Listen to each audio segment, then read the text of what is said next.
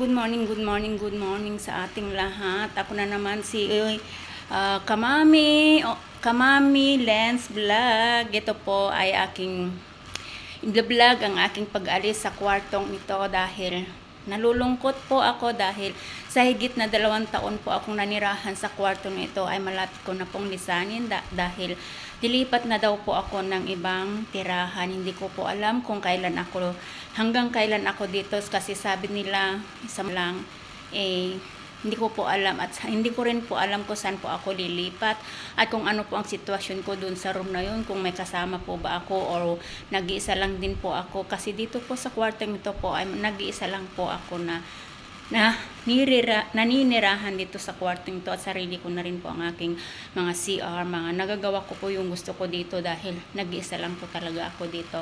At sa lilipatan ko pong bahay ay hindi ko po alam kung may kasama ako sa kwarto or ano. So, see next kung ano ang mangyayari po sa akin. Eto guys, magandang araw po sa ating lahat. Eto, sa tagal ko na rin na tumira dito sa bahay na to ay higit 2 taon na po. Nakakalungkot lang po na ko ay lilisanin na naman tong kwarto na ito. Yan, nakahanda na po yung mga aking mga gamit, mga maleta, yung mga gamit ko. Yan, tinapay at saka kape, yan bigas, yan yung mga ano ko, sumot, mga bag. Kaya lilisanin ko na po ang kwartong ito sa madaling panahon. Yan po, papakita ko lang po ang aking mga gamit. Ako po ay nakahanda na po na lilisanin ang kwartong ito dahil lilipat daw po ako ng ibang tirahan. Kakalungkot lang guys kasi nasanay na ako dito kasi mahigit 2 taon po akong nanirahan dito. Ito po, buksan na po natin ang ating pintuan. Yan. Yan po ang ating tirahan. Yan, wait lang po. Ayan po, mag-off na po tayo ng ilaw dahil tayo po ay papasok na yun, dumilim na. Yan po. Baba na po tayo. Yan, malapit na po nating lisanin ang ating tirahan. Auntie, saya pasok lang, auntie. Ayan. Wait lang po, ako'y magbubukas ng gate. Saan na ang ating susi? Ayan. Yan po ang ating susi. Yan.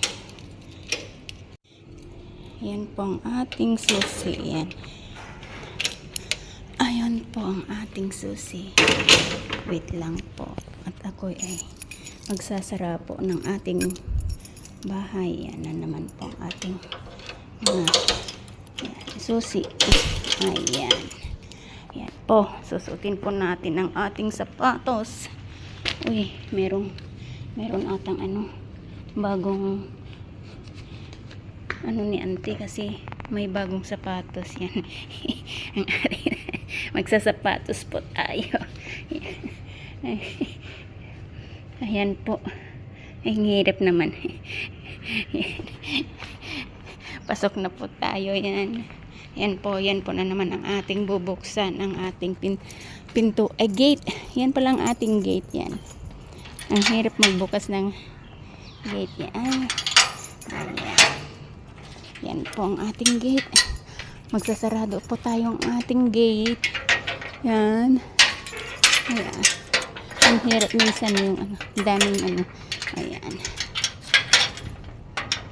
Ay. Ayan. Yan po ang aking tirahan. Yan. Yan po ang ating mga Ayan po. Ayan. Yan po ang ating tirahan. Yan. Yan po ang ating tirahan. Yan. Uy, punta po tayo sa sa trabaho na naman po. Ayan. Nakakalungkot lang po dahil inisanin na naman natin ang ating tirahan. Wala na po tayong matinong tirahan. Kung lagi na lang po tayong umaalis. Ayan, kailangan na din po nating kailangan na din po nating ano ba tawag doon, yung sarili natin. Ayan. Tapos, ito na naman po tayo. Paulit-ulit na lang po tayo dito. Ay, Diyos ko. Mga sasakyan. Ayan, di ba? Ayan, may mga sasakyan po tayo dyan. Ay, nako. Sabi ko na nga ba eh. Yan. Kung minsan, hindi po tayo mag-expect na titira tayo sa isang lugar lang po, lalo na kapag ganito po ang ating sitwasyon. Ayan, o isang OFW. Ayan. Makikita nyo po yung yung mga ibon. O, ganun din po tayo. Kung saan po sila naninirahan din. O, yan, o, ang dami na nila, di ba? O, lipad ng lipad. Yan yung bulaklak. Kasi ang mga bulaklak natin. Ayan. 'Di ba? Kumbaga, parang na rin tayong pagong nito. Na tuwing yan, ang ganda ng bulaklak ha. Yan yung mga bulaklak na ang ganda-ganda. Ayan. Pink at saka red. Red ba yan? Pink red. Pink is pink red. Ayan. Yan see. Ano ba yung gusto nating pagkain? Parang magtinapay na lang tayo tsaka magkakape mamaya. Ito na lang po lagi po nating tatandaan na bilang isang OFW na gaya ko na hindi po tayo anong tawag doon? Makampante sa isang lugar lang, lalo na kapag ang sitwasyon po natin ay alam nyo na kung anong mga sitwasyon ng isang OFW. Minsan may mga among super bait, mayroon din may mga hindi naman sa gaano, pero alam ko mga employees ay marami ring mababait, kaya bahala na si Lord sa atin, bahala na si Lord sa kanila din. Ayan po ang ating tubo. Tingnan nyo, di ba? Yung tubo. Ang ganda rin yung ng tubo at saka yan. Diba? Anong tawag dito sa bulaklak na yan? Yan. Diba? Ang gaganda rin. Yun po yung gumamela. Ayun yung gumamela. Ayan. Diba? Ang ganda ng gumamela din. Ang ating gumamela. Yan. Yan po. Ay nako. Tingnan ninyo ang mga ibong nagliliparan din, gaya din po natin na iba-iba ang ating pinupuntahan, iba-iba ang ating nilalakaran. Tatahakin sa kung ano na mga ayan. Ay nako, alam nyo po ba itong halaman na ito, papakita ko po sa inyo. Itong halaman na ito, hindi yan halaman, yan po ay nakakain po yan. Pero ano po ang tawag natin dito? Yan. Ano po ang tawag natin dito? Hindi po ba? Yan po ay kinukuha po yan at tinatadtad, hinahalo po sa itlog, ginagawang soup.